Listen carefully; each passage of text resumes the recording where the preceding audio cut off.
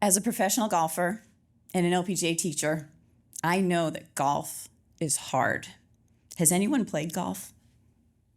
Has anybody said it's too hard? I'm done with this? I did that when I was 10 years old. I actually quit. I was good at too many other sports and I decided golf was not for me.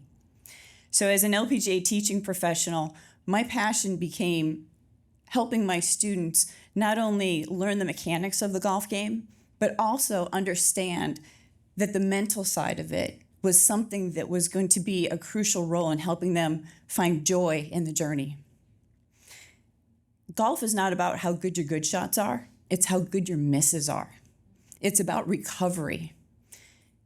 It's about getting over adversity on the golf course. That's the biggest difference between a professional golfer and an amateur.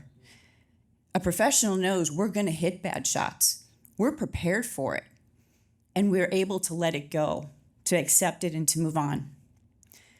Little did I know 9 months ago, I was going to have to take all of those lessons that I used on the lesson tee and apply them to my life. Because you know what? I think all of us know that at times, life is hard.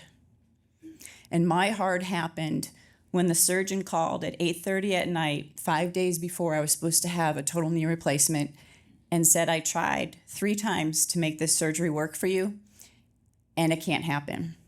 Instead, I'm going to have to go in, I'm going to have to break your femur in multiple places, and I'm going to have to realign your muscles, your tendons, your ligaments, and your nerves.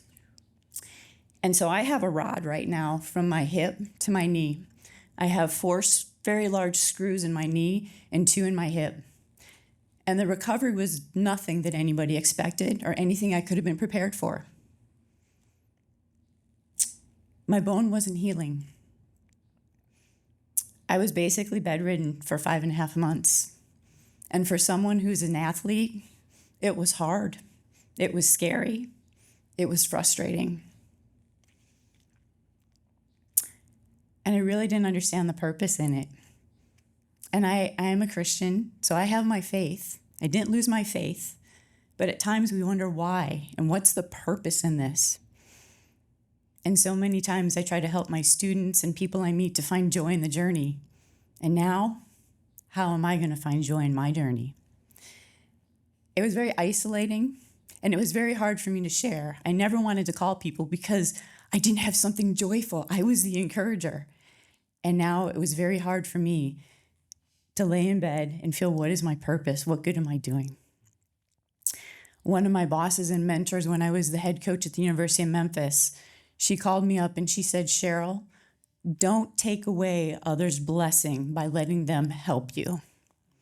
I wasn't letting people in. I really wasn't sharing my story. And this is really one of the first times I'm doing that right now. Actually coming here, this was actually my first time leaving the house and going on a trip by myself.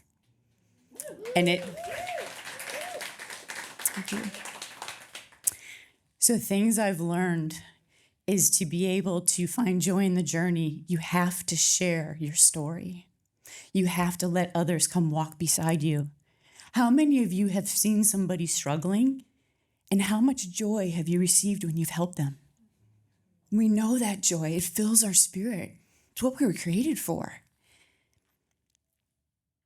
One of my 12-year-old students, Alex, little did I know he was going to come back from church camp about a month ago, and he was so excited to go back and hit golf balls. He even set up an Instagram page, and he went out, hit golf balls, heard a big crack in his back, sharp pain, broke 2 bones in his vertebrae. At night, his dad said, Alex told me that if Sheryl can do this, I can do this. That is my encouragement to you. Try to find someone who is struggling. Come alongside them. Share your story. You don't know who's going to be inspired by what you're going through. My journey's not over, but that's okay. I'm finding joy in the little things. I'm grateful for the things that I can do. I'm focusing on those things and trying to reach out and find others that I can encourage. And that is how you find joy in your journey. Thank you.